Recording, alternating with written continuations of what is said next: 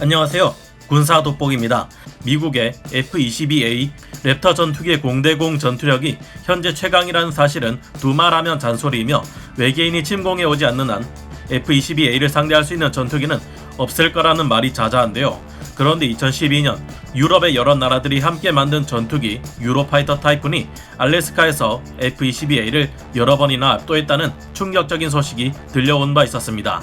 F-22A는 기존 최강의 4세대 공중전 전투기들인 F-15, F-16, FA-18 등과의 모의 공중전에서 144대 0이라는 전설적인 기록을 세운 최강의 전투기인데 이제 그 천적이 나타난 걸까요?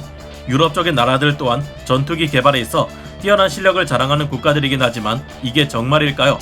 사실 여부를 자세히 확인해볼 필요가 있는 결과가 아닌가 합니다. 오늘은 유럽이 자랑하는 전투기 유로파이터 타이푼이 어떤 기체인지 알아보고 F-22A와의 대결에서는 어떻게 이들이 이길 수 있었는지 알아보도록 하겠습니다. 전문가는 아니지만 해당 분야의 정보를 조사 정리했습니다. 본의 아니게 틀린 부분이 있을 수 있다는 점 양해해 주시면 감사하겠습니다. 먼저 독일 측 기사 내용을 보겠습니다.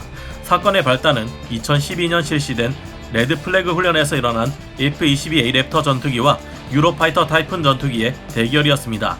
이 훈련이 끝난 후 다양한 언론 매체들에서는 세계 최강 전투기 F-22A가 유로파이터 타이푼에게 패배했다고 앞다투어 보도하고 난리가 났습니다. F-22A는 가장 강력한 성능의 스텔스 전투기인데다가 엄청난 추력의 엔진을 달고 있어서 전투기에 대한 상식을 뒤집어 놓을 정도로 기동성 또한 엄청난 전투기인데요. 어떻게 이런 결과가 나왔을까요? 우선 EF-2000 유로파이터 타이푼이란 어떤 전투기인지부터 알아보는 것이 순서일 듯합니다. 유로파이터 타이푼은 이름처럼 유럽연합, 유로파이터 유한회사에서 제작한 전투기로 영국과 독일, 프랑스가 함께 공동 개발해낸 전투기입니다. 기본적으로 삼각형의 주 날개인 델타익 형태를 취하고 있으며 비행 성능을 향상시켜주는 카나드익이 장착되어 있는데요. 사중 디지털 비행 제어 시스템인 플라이 바이 와이어 시스템이 조합되면서 뛰어난 안정성을 가지게 되었습니다. 유로파이터 타이푼은 현존 전술기 중 상위급에 속하는 비행 성능을 가지고 있는데요. 기본적으로 4세대 전투기로 분류되지만 4세대 이상의 특성 또한 가지고 있습니다. 엔진은 유로젯 EJ200 터보팬 엔진을 쌍발로 가지고 있는데요. 유로파이터 타이푼의 장점은 특히 가속 성능이 뛰어나고 슈퍼 크루징이라 불리는 초음속 순항이 가능하다는 점입니다. 기체의 통제가 불가능해질 경우를 대비해 버튼 하나만 누르면 신속하게 조종사에게 안정을 취하게 해주는 시스템을 갖추고 있으며 여기에 FCA-GTS라는 신형 G슈트까지 채용되었는데요. 이 신형 G슈트를 이용하면 조종사는 전투기의 중력 한계인 9G보다 더 높은 12G까지 견딜 수 있어 도그 파이팅과 같은 상황에서 더욱 높은 우위를 차지할 수 있다고 합니다. 스텔스 전투기까지는 아니지만 항공기의 레이더 반사 면적을 줄이기 위해 첨단 복합 재료를 사용하고 항공기 표면의 15% 이하로만 금속 재질을 사용했습니다. 기체를 이루고 있는 표면의 나머지 70%는 탄소 섬유 복합재, 12%는 유리 섬유 강화 플라스틱인 GRP로 이루어져 있습니다.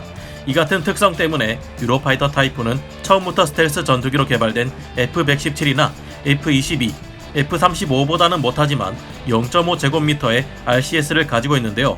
이 정도면 4세대 전투기 중에서는 매우 낮은 편에 속하기에 세미 스텔스기로 불리기도 합니다.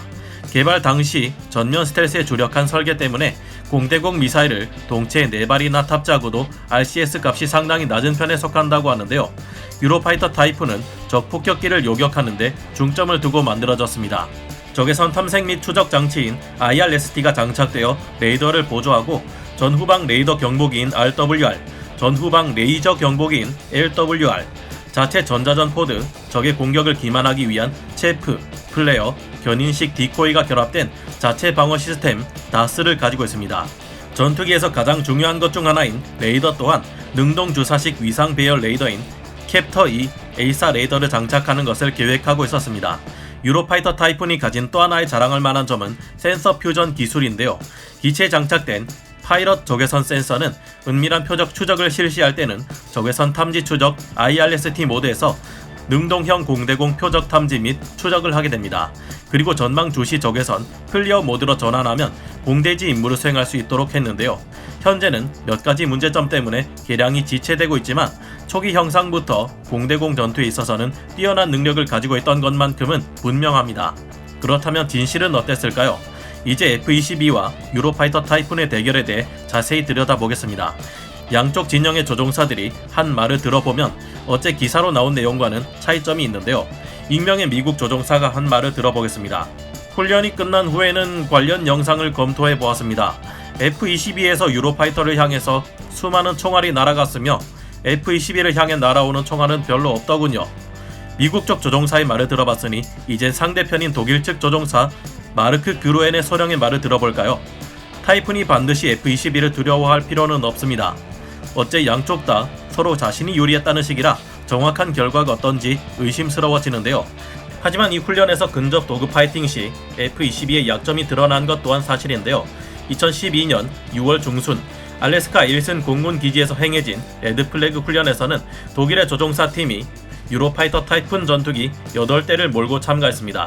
정확히 기사로 밝혀지지는 않았으나 이 훈련에서 유로파이터 타이푼은 F-22를 상대로 대등한 근접 교전을 펼치거나 4번 정도 F-22A를 격추했다고 하는데요.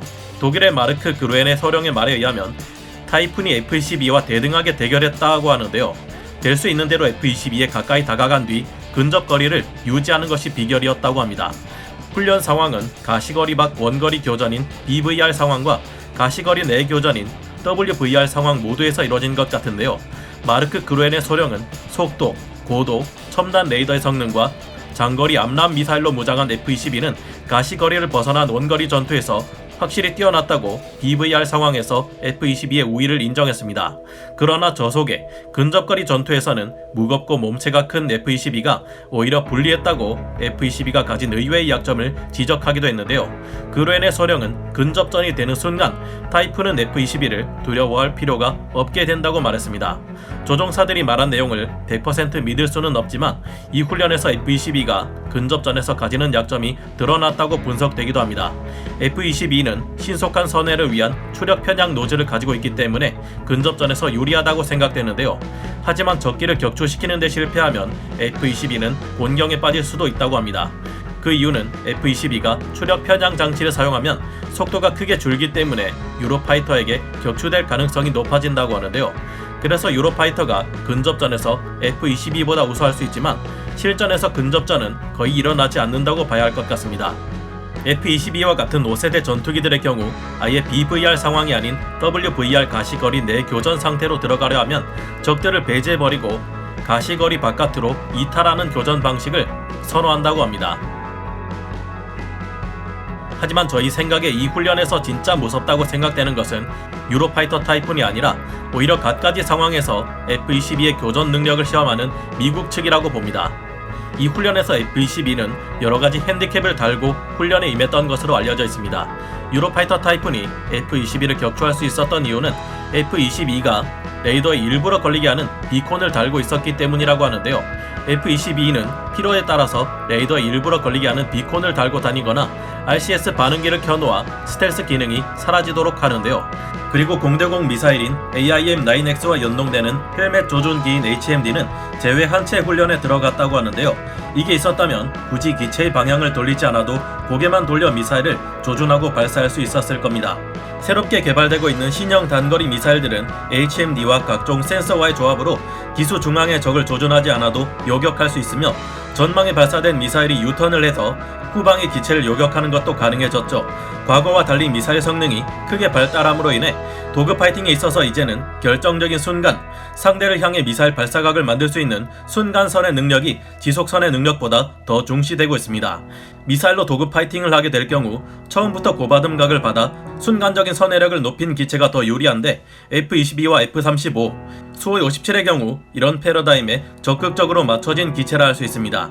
F-22는 유로파이터와의 레드플래그 훈련이 있었던 2012년 이후인 2017년 발전된 HMD 시스템을 채용해 완전한 근접전 능력을 보유하게 되었습니다.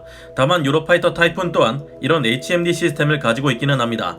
하지만 애초에 기총을 이용한 도그파이팅보다는 미사일과 HMD를 이용한 도그파이팅에 최적화된 F-22나 F-35가 HMD 시스템이 없다면 더 날렵한 기동이 가능한 유로파이터 타이푼에게 불리할 수도 있을 듯합니다. 지금까지 F-22는 동맹국들과의 훈련 때 대부분 이처럼 핸디캡을 달고 참가한 적이 많았습니다. 또한 이처럼 대놓고 근접전 상황을 가정하고 훈련에 들어갈 경우 조종사의 실력에 따라 결과가 천차만별로 달라질 수 있는데요. F-22의 조종사보다 유로파이터 타이푼의 조종사가 더욱 실력이 좋고 경험이 많았을 경우 또한 배제할 수 없습니다. 미국은 보통 다른 나라와 훈련을 진행할 때 자국의 전투기에 한 가지 혹은 여러 가지의 핸디캡을 준 상태에서 진행한다는 것은 이미 많이 알려진 사실이죠. 스텔스 전투기가 아닌 F-16 또한 핸디캡을 준 상태에서 스텔스 전투기 F-35를 근접전에서 제압한 적이 있습니다. 이런 훈련을 반복하는 것을 보아 미국에서는 F-22A가 근접전 시 다른 전투기들을 상대로 어떤 문제를 가지고 있는지 계속해서 데이터를 모으고 있는 것으로 보이는데요. 항상 자신들이 최강이라 자만하지 않고 약점이 있을 시에는 빠르게 인정하고 이를 극복하는 모습을 끊임없이 보여주고 있는데, 이런 자세는 어떤 국가의 군대이든 정말 배워야 할 자세가 아닌가 합니다. F-22와 유로파이터가 훈련이 아닌 실전에서 부딪혔다면 어땠을까요? 많은 논란이 따르는 질문이기는 합니다만, 실제라면 단순히 F-22만 있는 것이 아니라 공중조기경보통제기의 지원까지 받는 만큼 아무래도 우세한 쪽은 안 그래도 BVR 교전에서 유리한데 공격 사거리가 훨씬 길어지는 F-22 쪽일 가능성이 좀 더 크지 않을까 조심스레 추측해봅니다. 일부러 F-22가 유로파이터에게 가시거리 이내로 들어오도록 허락해주지 않는 이상 유로파이터 쪽에서는 아무래도 불리한 전투로 이어질 가능성이 클 겁니다. F-22가 아무리 강력한 엔진과 차원을 달리하는 기동성을 가지고 있다고 해도 상대가 누구인지에 따라서 어떤 상황인지에 따라서 순간적인 근접 전투의 우위는 바뀔 수도 있을 겁니다. 4세대 전투기로 개발된 유로파이터 타이푼이 형상을 더 자유롭게 설계할 수 있다는 점에서 스텔스 성능을 기동성보다 더욱 우선시한 F-22보다 유리할 수도 있겠죠. 미국이 계속해서 자국 스텔스 전투기의 이점을 없앤 상태에서 근거리 교전 훈련을 계속하는 것은 항상 공중전이 가시거리 밖 교전인 BVR 상황에서만 벌어지지 않을 것이라 인정한다는 의미일지도 모릅니다. F-4 팬텀 전투기는 미사일을 과신의 기총을 달지 않았다가 베트남전에서 고생하기도 했고, 아주 빠른 속도로 이동하는 초음속 전투기들 여러 대가 교전에 들어가게 되면 미사일과 기관포를 다 동원해 싸우는 근접전 상황이 나올 가능성을 배제할 수만은 없을 겁니다. 미사일이 발달하는 만큼 이를 기만하거나 회피하기 위한 시스템도 발달하고 있으니까요. 하지만 근접전에서의 훈련을 계속하며 문제점을 보완해갈 F-22가 이 같은 상황이 실제로 벌어졌을 때 훈련 상황과 똑같은 일이 벌어지지는 않을 것이라 생각됩니다. 유로파이터 타이푼 또한 세미 스텔스 성능이 실제 교전에서 그다지 효과가 없다는 것을 알아냈고, 핸디캡이 있었더라도 F-22와의 공중전에서 대등한 결과를 보여줬다는 것에 만족했다고 하죠. 유로파이터의 장점과 단점이 무엇인지 알아낸 만큼 더 발전할 가능성이 있고요. 다만 아쉽게도 유로파이터 타이푼이 현재 가지고 있는 위상은 어째 영 상황이 좋지가 않습니다. F-22를 상대할 만큼 뛰어난 전투기가 왜 이 같은 운명을 맞게 된 것일까요? 예상치 못한 유로파이터의 심각한 문제점은 다음에 기회가 되면 자세히 말씀드리도록 하겠습니다. 그럼 오늘 군사 돋보기 여기서 마치고요. 다음 시간에 다시 돌아오겠습니다. 감사합니다. 영상을 재밌게 보셨다면 구독, 좋아요, 알림 설정 부탁드리겠습니다.